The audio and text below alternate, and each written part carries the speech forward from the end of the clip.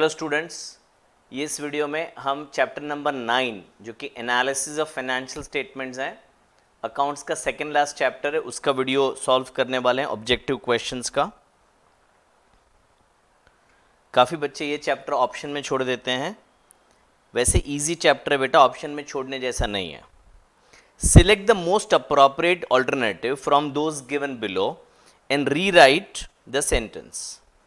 Gross profit ratio indicates a relationship of gross profit to net sales. Net sales यानी sales less sales return. तो gross profit ratio में formula है gross profit numerator में आता है, net sales denominator में आता है और into 100 करते हैं। तो आंसर है net sales. Current ratio is equal to dash upon current liability. तो करंट रेशियो एक रिश्ता है, रिलेशनशिप है करंट एसेट्स का करंट लायबिलिटीज के साथ। तो इसका राइट आंसर है current assets. Next, liquid asset is equal to, तो strictly speaking answer none of this है। Strictly speaking answer none of this है, none of this they should not have given, but C is the most appropriate answer. I am sorry, यहां पे सी नहीं, B जो है वो most appropriate है। सी में अगर इधर ब्रैकेट हो ना, इधर ब्रैकेट, तो वो सही आंसर हो जाता है इधर। तो टेक्स्ट बुक में अगर आप देखेंगे तो बी राइट आंसर है, पर बी नियरेस्ट आंसर है। Actually current asset minus stock minus prepaid expense is equal to liquid asset. तो एग्जाम में ऐसा नहीं आना चाहिए, because B is not actually the right answer. None of this also आप टिक कर सकते हो। आई नो मैं दोनों आंसर बोल रहा हूं, ऐसे भी बोल रहा हूं वैसे भी बोल रहा हूं। एग्जाम में अगर यही सम आया तो आप बी पे टिक कर देना, बट एज आई सेड 2-3 बार बोला मैंने, strictly speaking B is not the right answer. क्योंकि अगर प्रीपेड एक्सपेंस भी हुआ क्वेश्चन में तो current asset minus stock minus prepaid is the right answer. तो टेम्पररी मैं बुक के साथ जाता हूं, बी पे टिक करता हूं। Cost of goods sold is equal to sales less gross profit. ये एक उल्टा डेफिनेशन है, सीओजीएस आगे आएगा तो डिटेल में समझाऊंगा, but currently cost of goods sold is sales minus gross profit. ये net profit ratio is equal to operating ratio. The common size statement requires common base. तो as the name suggests, common base लेना होता है। common size में दो statement होते हैं, common size balance sheet होता है और common size income statement होता है। common size income में net sales को base लिया जाता है और common size balance sheet में total capital को balance लिया जाता है, total capital को common base लिया जाता है। बिल्स पेबल ये करंट लायबिलिटी है जो हमें विद इन 1 ईयर पीरियड पे करना होता है। Generally current ratio should be 2:1। तो ये एक स्टैंडर्ड रेशियो बोला जाता है कि करंट रेशियो 2:1 होगा तो वो कंपनी का शॉर्ट टर्म सॉल्वेंसी अच्छा है। From the financial statements only in the creditors are specially interested to know liquidity. अगर मैं क्रेडिटर है, मैंने किसी कंपनी को क्रेडिट पे गुड्स दिया है, तो मैं लिक्विडिटी जानना चाहूंगा उस कंपनी का। मतलब क्या कि जब मेरा बिल ड्यू होगा तब मुझे पैसा मिलेगा या नहीं, इसी में मुझे इंटरेस्ट होगा। तो liquidity is the right answer. Give one word statement showing profitability of two different period, यानी कंपैरिजन हो गया। तो कंपैरेटिव इनकम स्टेटमेंट, यहां पे प्रॉफिटेबिलिटी बोला है बेटा, क्या बोला है? प्रॉफिटेबिलिटी। तो इसके लिए राइट आंसर है comparative income statement. Okay, comparative income statement.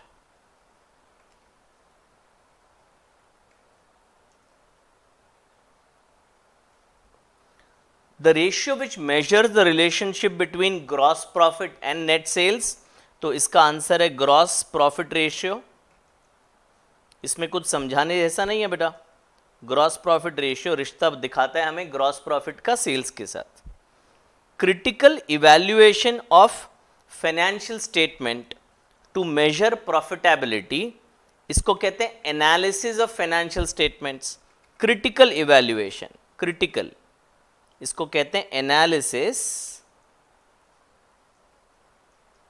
Of financial statements, जो कि ये चैप्टर का नाम है।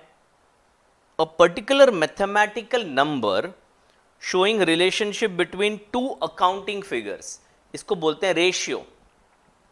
रिलेशनशिप दिखाता है ratio between two accounting figures. An asset which can be converted into cash immediately, बेटा ऐसी एसेट को लिक्विड एसेट बोला जाता है। Liquid asset, those asset which can be converted into cash immediately.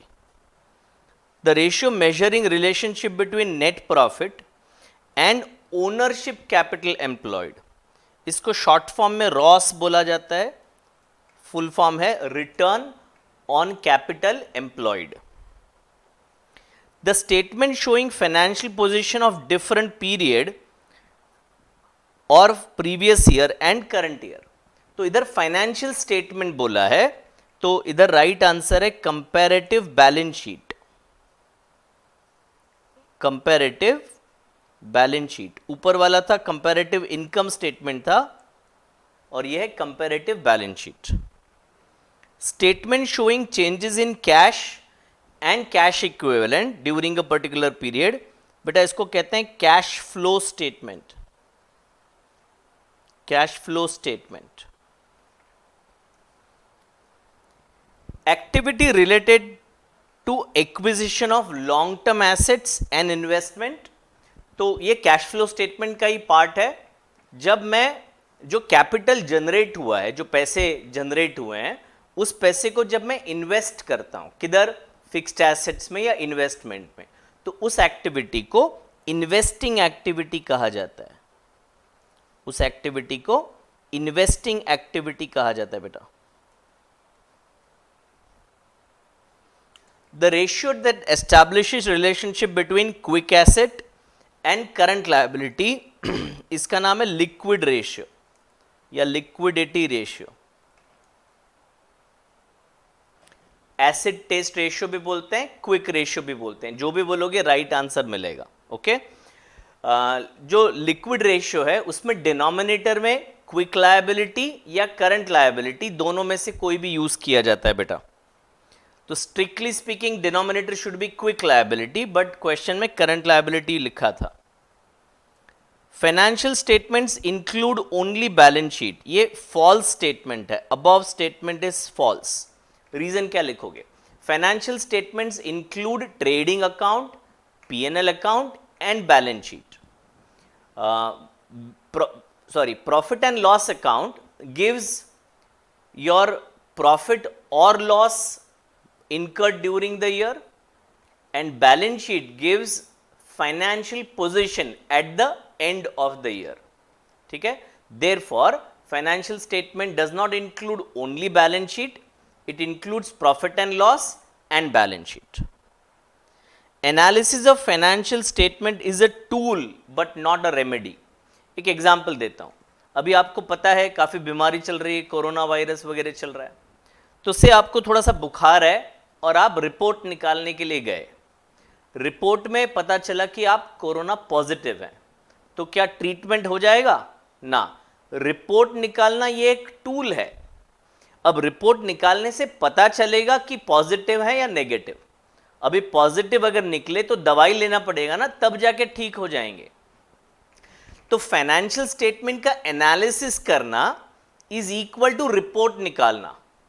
Report निकाला, अगर पता चला कुछ गड़बड़ है तो आगे कुछ और एक्शन लेना पड़ेगा ना। मतलब एग्जांपल लेता हूं, अगर मैंने कंपैरेटिव इनकम स्टेटमेंट बनाया और उसमें दिख रहा है कि मुझे लास्ट ईयर के कंपैरिजन में करंट ईयर प्रॉफिट बहुत ही कम हो गया है, तो मैं ये पूरा एनालिसिस कर रहा हूं, कहां पे खर्चा ज्यादा हो गया वगैरह वगैरह, पूरा डिटेल में एनालिसिस कर रहा हूं। एनालिसिस करके मुझे कुछ कारण पता चला, तो अभी उस कारण पे कुछ एक्शन लेना पड़ेगा, तब जाके नेक्स्ट ईयर प्रॉफिट बढ़ेगा।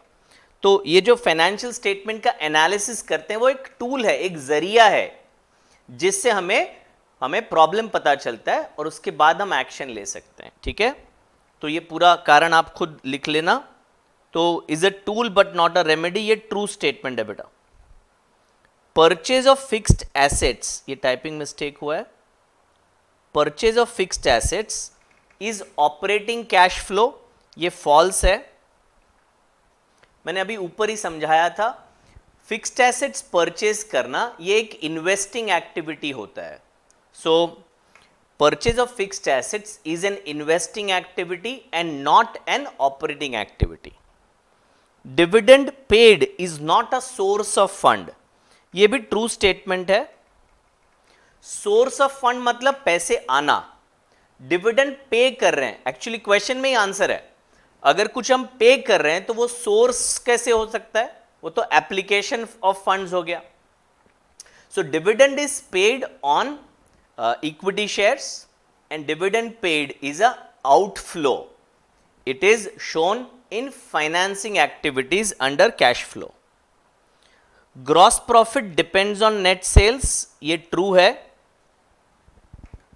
Higher the sales, higher is the profit, therefore we can say gross profit depends on net sales.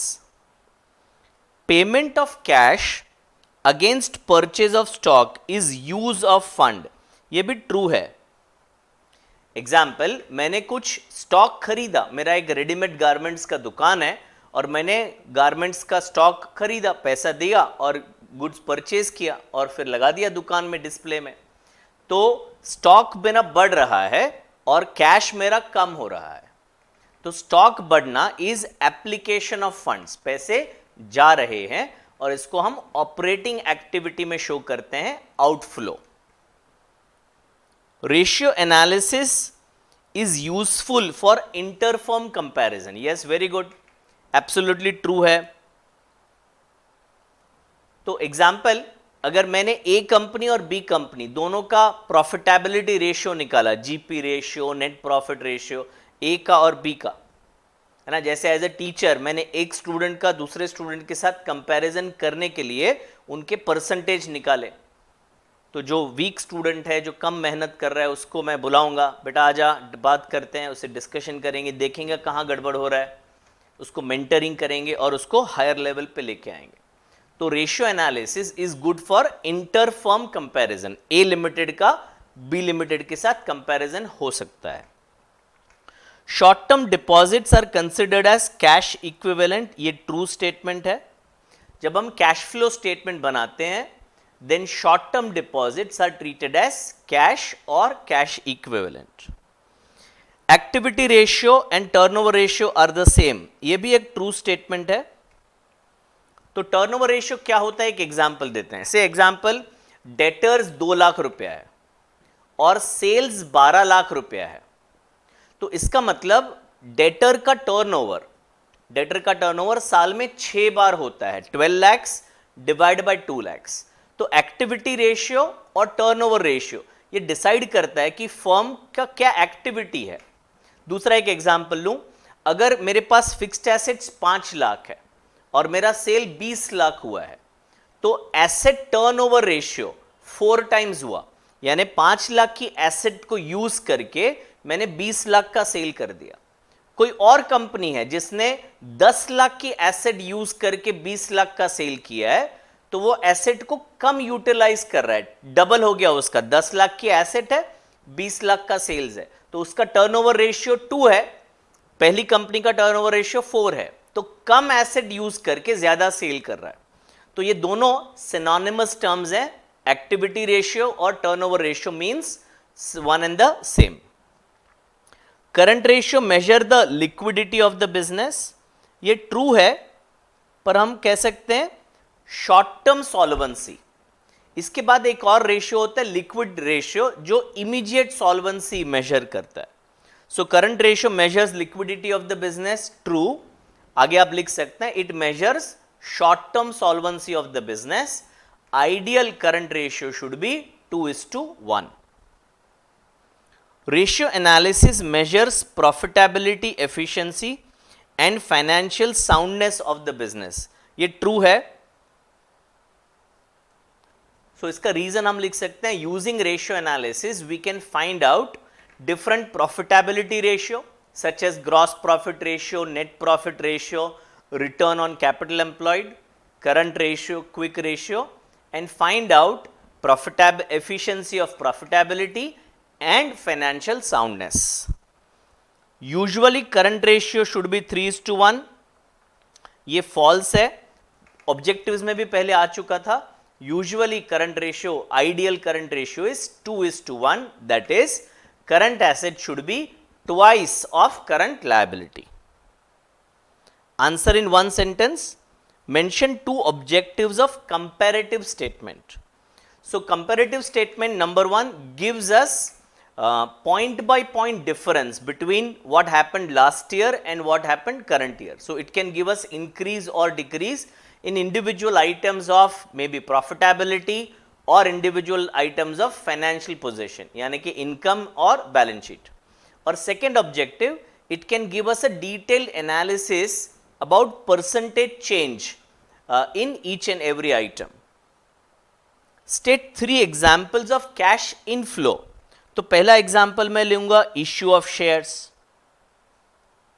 Issue of shares, तो कैश इनफ्लो हो रहा है।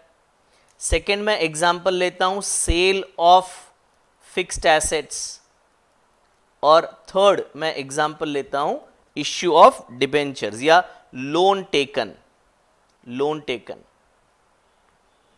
State 3 examples of cash outflow.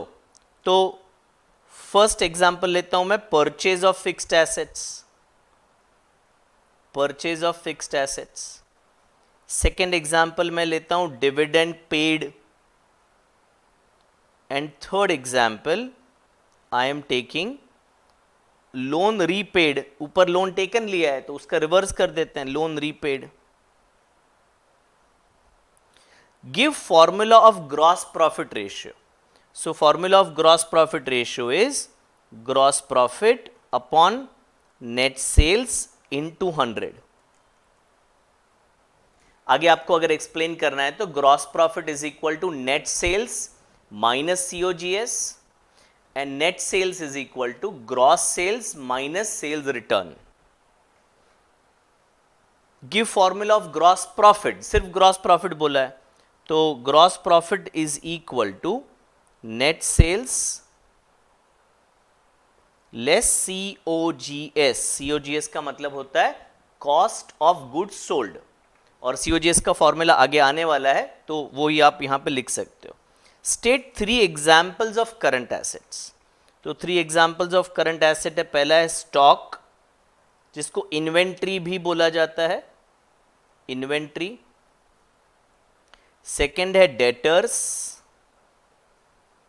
Third है cash and bank. Next, give the formula for current ratio. तो current ratio is equal to current assets divided by current liability.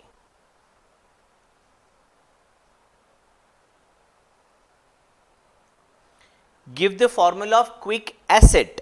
तो quick asset is equal to current asset less stock less prepaid expense. ठीक है ना, पहले बताया था मैंने कि प्रीपेड एक्सपेंस भी माइनस किया जाता है करंट एसेट में। State the formula of cost of goods sold. तो कॉस्ट ऑफ गुड्स सोल्ड का क्या फॉर्मूला है? Opening stock plus purchases plus direct expenses. Direct expenses मतलब एग्जांपल लेते हैं, डायरेक्ट वेजेस हो गया, कैरेज इनवर्ड हो गया, इंपोर्ट ड्यूटी हो गया, यानी कि ट्रेडिंग अकाउंट के डेबिट साइड पे जो भी आता है वो सब, लेस क्लोजिंग स्टॉक। तो ये आपका हो गया cost of goods sold. Okay, state the formula of average stock. तो एवरेज स्टॉक का फॉर्मूला है opening stock plus closing stock divide by 2, opening plus closing divide by 2, that's it. तो ये हमारा अकाउंट्स का चैप्टर नंबर 9 था, analysis of financial statements. इसके बाद हम मैथ्स के सारे वीडियो स्टार्ट करेंगे। Thank you so much, all the best.